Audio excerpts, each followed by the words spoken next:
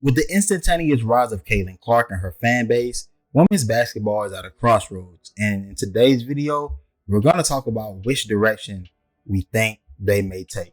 You're listening to Dream Dropper Sports. Let's get it. So the women's U.S. Olympic basketball team roster has been announced, and there's a noticeable name that we have seen wasn't included on the roster, none other than Caitlin Clark.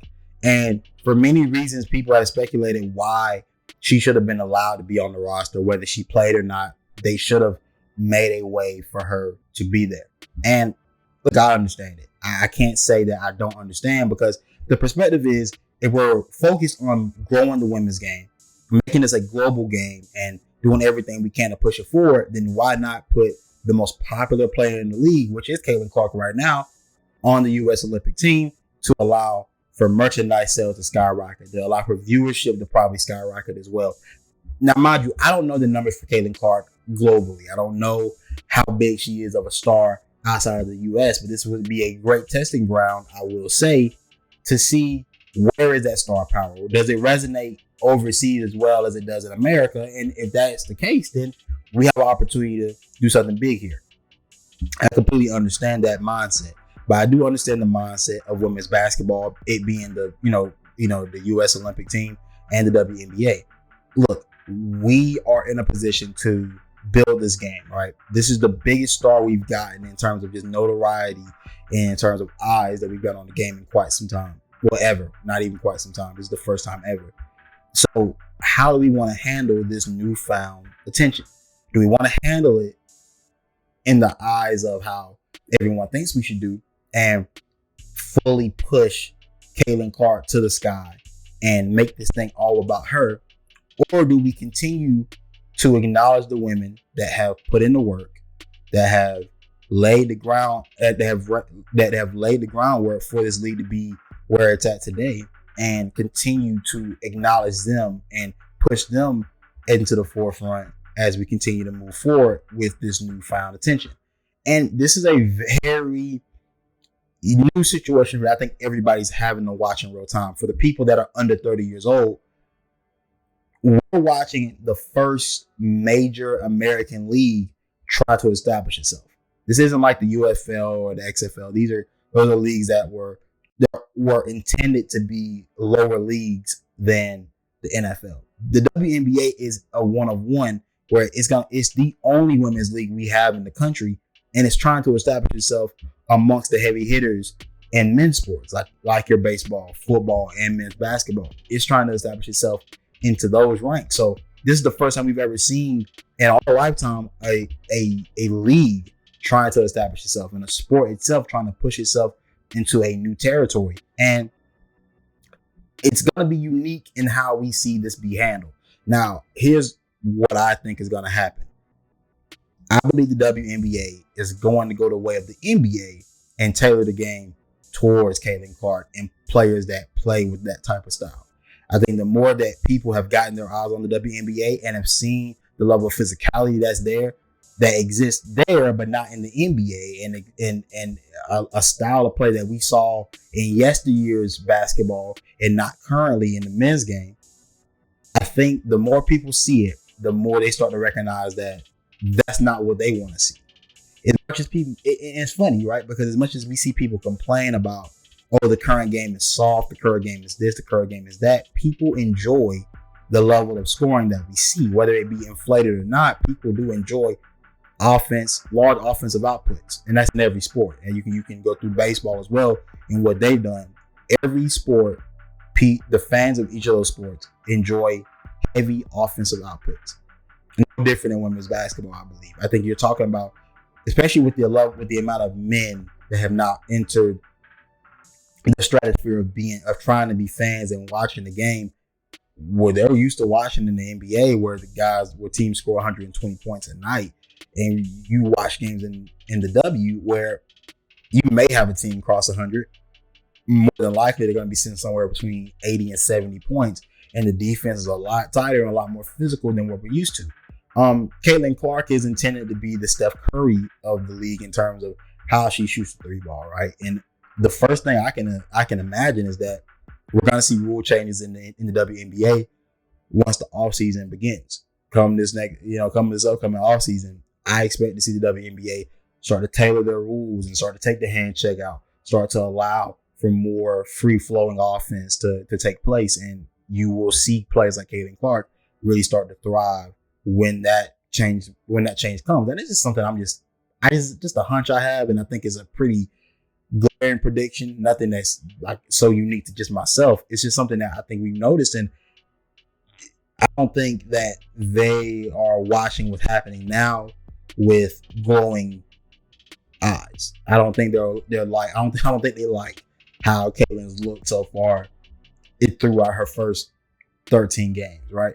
And I think it's fine. I think Caitlin's gonna be fine. I think she'll adjust and she'll get a chance come next year with a full off season to then push herself to a new level, which is another reason why I wasn't necessarily upset she didn't make the Team USA roster. I think what Caitlin needs now is a little bit of a pullback to try to adjust. I think she's had her struggles, turns the ball over a little too much. Our offensive game does need some tailoring in terms of a mid-range pull-up and just the ability to be able to drive and finish. All of that being said, I don't think her going to the Olympics would necessarily be the best thing for her right now. And another thing too is that I don't think her head coach mentioning the statement she made to her coach in confidence about not making the team was the best way to go about it either. Because when you're the head coach and you tell the world that, hey, Caitlin said they woke up a monster, you say, right? The same monster right now that can get stripped at least 3 times a game is sometimes not even 3 times a quarter, if depending on the right defenders on her. Right? Don't wake that monster up. The monster's already been awakened in the WNBA. I will say, I do believe WNBA players are making an example out of Caitlin Clark, because I've seen NBA players make examples out of rookies in their opening debuts. Patrick Beverly and Lonzo Ball, for example. He made a very clear example to Lonzo Ball and LeVar that your son just ain't there yet. And I think the WNBA players have all taken it very personally how people, not necessarily Caitlin, but how people have talked about the sport and how Caitlin will come in and dominate. And I think they made a point to let everybody know that's not happening. But they're also just playing the way they've always played. Let that be clear as well. I think 2 things can exist at the same time. But again, I think for Caitlin Clark, it's not necessarily a bad thing. I think she needs to, one, if you're any type of competitor, start looking at how some of these girls have transitioned to being great collegiate players to then being great WNBA players. Look at Kelsey Plum, for example. Kelsey Plum was a leading scorer in women's college basketball when she came into the league. This is her first Olympic team. You feel me? So it's not uncommon that you get left off. And we've seen rookies make it. We've seen Breonna Stewart make it. We've seen Candace Parker make it. But it's also not uncommon for one not to make it. And I don't think Caitlin is any more special than the girls that we're talking about.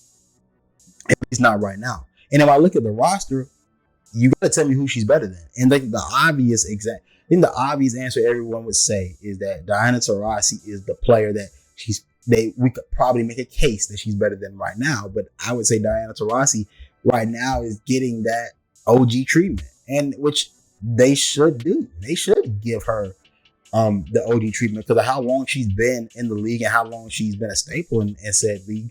She does deserve that OG treatment. And then we start looking at the other players. If we've already determined that she isn't better than any of those girls, then what are we actually discussing? You know what I'm saying? And I'm not in the business of giving people things that I don't feel like they've earned. Not yet. I think she'll be there by 2028. I think it'll be crazy if she doesn't make it. But that'll be up to her. That'll be up to her and where she takes her game to. And I don't like the idea of giving somebody something that they didn't earn. And I respect the mindset to not do it as well. Because, you know, there's a way you want to structure this thing. And I believe the WNBA has a chance. The WNBA and women's basketball, they have a chance to do something really unique here. So if you made it this far in the video, I'm here to tell you what I think the WNBA and women's basketball should do. I think they should stay the course. I think that for the people that want to watch Caitlin Clark, she's still available to play for every Indiana Fever game to this point. She's still going to be on TV. You still have your chance to watch her play amongst some of the best in the world on a nightly basis in the WNBA. So if that's your complaint, then I don't really want to hear it, because the best players in the world are in the WNBA current day. So there's that. I also believe that you have a chance to do something unique and to be the antithesis of what we've already seen to this point. I think that a lot of times NBA fans, we've watched the NBA and we've watched how narratives get built for certain players and how it feels storyline based for certain guys to be the one. And I think that has happened. I think the league has shown a history of tailoring whatever it is to whoever's the young up and coming guy. Jordan got this treatment. I believe LeBron got this treatment. I believe Steph got this treatment as well. There's a chance for the WNBA to set a precedent that we're going to stay the course. We're going to keep our game the way it's been, and we're going to let it continuously grow, whether it be at rapid pace or a snail's pace. But you then have, you didn't have to take the lumps that come with that. I think the one thing we can't see is the cowering when negativity comes your way. Stand on whatever you want to stand on and be whoever you want to be. I think WNBA is in a good place. I think women's basketball is in a good place. I think how to properly handle what's come with Caitlin Clark and Andrew Reese in this rookie class is still to be seen. And I think right now we're all watching in real time, everyone learning how to handle this sport. And it's been very fun to watch on this side of the table. So with that being said, I'm your host, Sean T. Stewart. This is Jump Dropper Sports, and I'm out. Also, before I go, check out this nice ass t-shirt I got. You know what I'm saying? The GOAT Don Staley. I just wanted y'all to see it. I'm like, I really wore it for this very reason with the hat. Trying to be very basketball, trying to show some decorum for what I'm talking about. But yeah, I just wanted y'all to see this shirt. It's your boy, Sean T. Stewart. This is Jump Dropper Sports, and I'm out.